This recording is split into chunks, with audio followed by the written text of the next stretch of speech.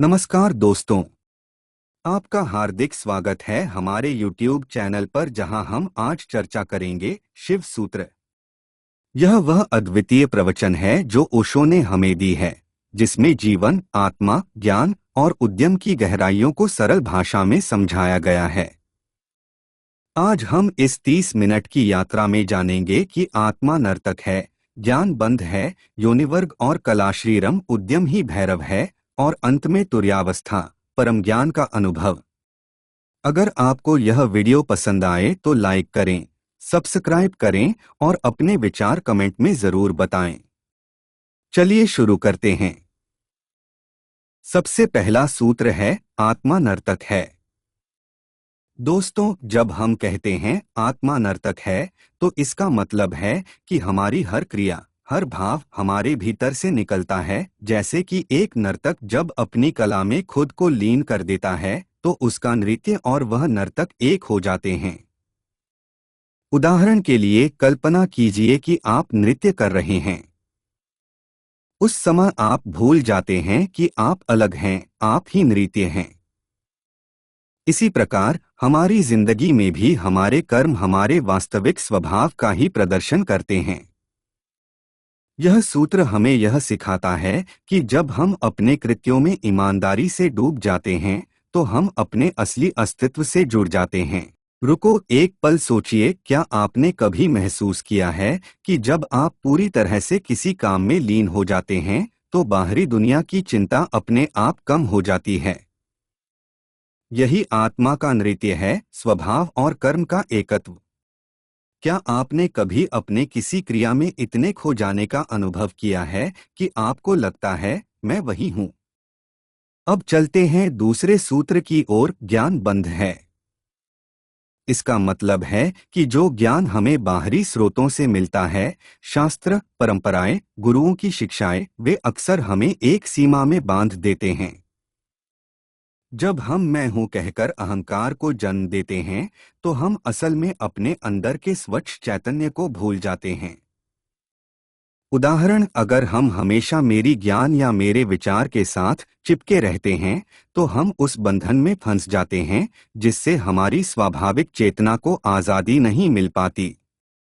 यह सूत्र हमें चेतन और अचेतन के बीच के अंतर को समझने में मदद करता है। दोस्तों, इस ज्ञान बंधन से बाहर निकलने का मतलब है अपने अंदर के वास्तविक स्वरूप को पहचानना, बिना बाहरी ज्ञान के झंझट में फंसे।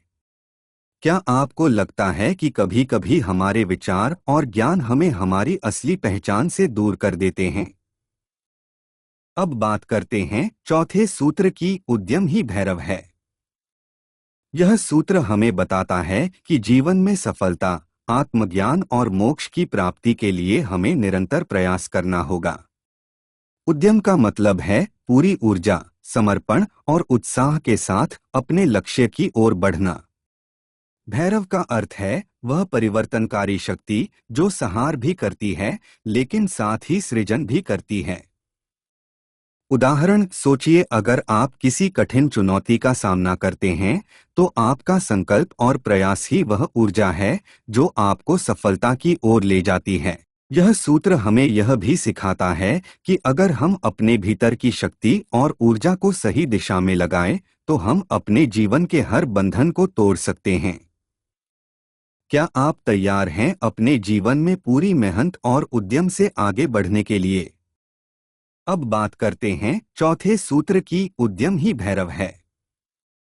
यह सूत्र हमें बताता है कि जीवन में सफलता, आत्मज्ञान और मोक्ष की प्राप्ति के लिए हमें निरंतर प्रयास करना होगा। उद्यम का मतलब है पूरी ऊर्जा, समर्पण और उत्साह के साथ अपने लक्ष्य की ओर बढ़ना। भैरव का अर्थ है वह परिवर्तनकारी शक्ति जो संहार भी करती है, लेकिन साथ ही सृजन भी करती है। अब बात करते हैं चौथे सूत्र की, उद्यम ही भैरव है। यह सूत्र हमें बताता है कि जीवन में सफलता, आत्मज्ञान और मोक्ष की प्राप्ति के लिए हमें निरंतर प्रयास करना होगा। उद्यम का मतलब है पूरी ऊर्जा, समर्पण और उत्साह के साथ अपने लक्ष्य की ओर बढ़ना। भैरव का अर्थ है वह परिवर्तनकारी शक्ति जो संहार भी करती है, लेकिन साथ ही सृजन भी करती है। उदाहरण सोचिए, अगर आप किसी कठिन चुनौती का सामना करते हैं, तो आपका संकल्प और प्रयास ही वह ऊर्जा है जो आपको सफलता की ओर ले जाती है। यह सूत्र हमें यह भी सिखाता है कि अगर हम अपने भीतर की शक्ति और ऊर्जा को सही दिशा में लगाएं, तो हम अपने जीवन के हर बंधन को तोड़ सकते हैं। क्या आप तैयार हैं अपने जीवन में पूरी मेहनत और उद्यम से आगे बढ़ने के लिए? 5वां सूत्र है शक्तिचक्र के संधान से विश्व का सहार। यहाँ शक्तिचक्र से तात्पर्य है हमारे भीतर की संपूर्ण ऊर्जा का प्रवाह। जब हम अपने अंदर की ऊर्जा को केंद्रित करते हैं तो वह संपूर्ण रूप से सक्रिय हो जाती है और हमारे जीवन में अंधकार की सारी सीमाएं धूमिल हो जाती हैं। इस प्रक्रिया से हमारा संपूर्ण अस्तित्व, हमारा ब्रह्म ज्ञान प्रकट हो जाता है। सोचिए, एक दीपक जिसमें तेल का समुचित प्रवाह हो वह कितनी तेज रोशनी देता है। उसी प्रकार जब हमारी ऊर्जा का चक्र पूर्ण हो जाता है तो हमारा अस्तित्व एक उजाले में परिवर्तित हो जाता है। यह सूत्र हमें यह संदेश देता है कि अपने भीतर के अंधकार को मिटाकर हम संपूर्ण प्रकाश में परिवर्तित हो सकते हैं। क्या आपने कभी अपने भीतर की ऊर्जा को केंद्रित होते देखा है? उस चमक को महसूस करना, यही शक्तिचक्र का जादू है। अंतिम सूत्र है तुर्यावस्था, परम ज्ञान का अनुभव।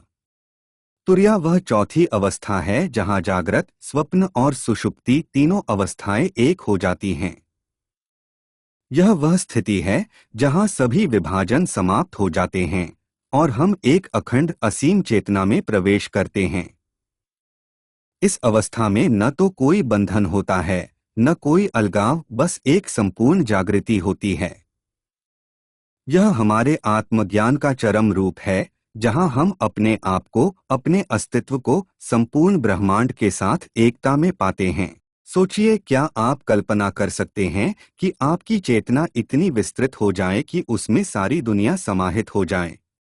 यह तुर्यावस्था हमें प्रेरित करती है कि हम अपने अंदर के सच्चे स्वरूप का अनुभव करें, बिना किसी बंधन के। दोस्तों, हमने आज शिव सूत्र के 6 प्रमुख सूत्रों आत्मा नर्तक है, ज्ञान बंध है, योनिवर्ग और कला श्रीरम उद्यम ही भैरव है, शक्तिचक्र के संधान से विश्व का सहार और तुर्यावस्था, परम ज्ञान का अनुभव के बारे में जाना।